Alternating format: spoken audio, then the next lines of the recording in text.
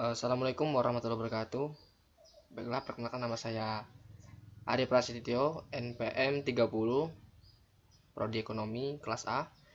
Di sini saya akan mengerjakan tugas dari mata kuliah Ekonomi Indonesia, di mana akan menganalisa terkait tentang kebijakan yang ada di Indonesia.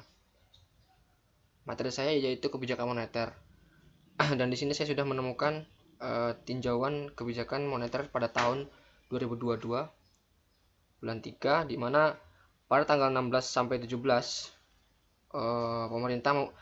Bank Indonesia memutuskan untuk mempertahankan yaitu BI 7 day ataupun BI 7 DRR sebagai referensi repo rate untuk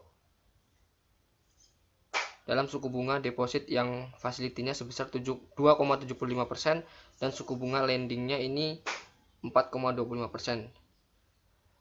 Dan kebijakan ini adalah sebagai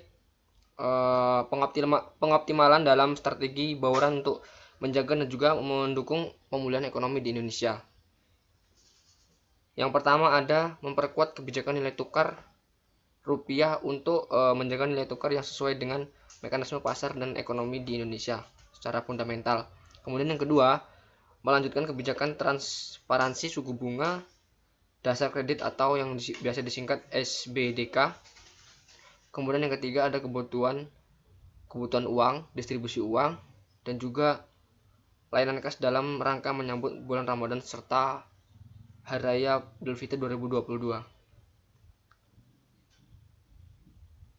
Dari kebijakan tersebut dapat saya analisis di mana kasus tersebut mungkin sudah sesuai ataupun sudah bagus, mungkin hanya realisasinya yang masih kurang sempurna, karena masih kita ketahui sebelum Ramadan kemarin terdapat beberapa kontroversial dari setiap pemikiran dari masyarakat terkait adanya kenaikan seperti BBM, kenaikan harga minyak. Nah, ini menyebabkan dimana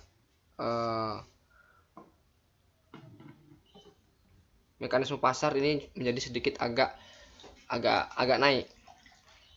Kemudian untuk nilai tukar rupiah di Indonesia masih terjaga, di mana nilai tukar rupiah pada 16 Maret 2022 masih menguat secara 0,38% secara point to point dan 0,1% secara rata dibandingkan dengan nilai tingkat akhir pada 2022 Februari.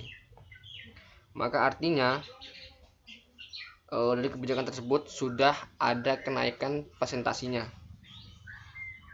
Mungkin yang saya katakan tadi strategi yang sesuai menurut saya yaitu dalam realisasinya itu lebih dioptimalkan, karena jika hanya sebatas beberapa poin-poin yang ada pada kebijakan tersebut, jika tidak dioptimalkan realisasinya, maka nanti akan menjadi tidak seimbang antara teori dan juga praktik di lapangan.